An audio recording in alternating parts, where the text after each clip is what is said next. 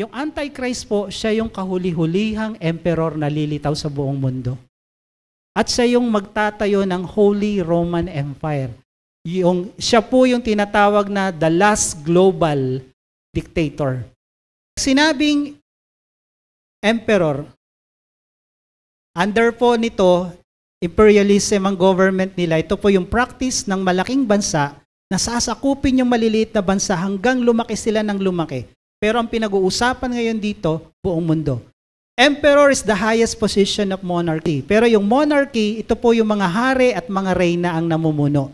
Pero ang emperor po, mas mataas sa hari, mas mataas sa reyna, mas mataas sa presidente. So ang Antichrist will be the last emperor. At lahat po ng emperor, kung hindi 100% lahat, or lahat siguro, they have absolute power at sila ay diktador. So itong Antichrist will be a dictator, okay? So all these emperor, they are gods. Ngayon, nung dumating yung Roman Empire, pag tinawag mong Lord si Jesus, pugot ulo ka. Kasi ang Lord yung emperor. Kaya nga, during that time sa New Testament, when you say, Jesus is my Lord, therefore your loyalty hindi kay emperor, kay Jesus. Kaya buhay ang kapalit.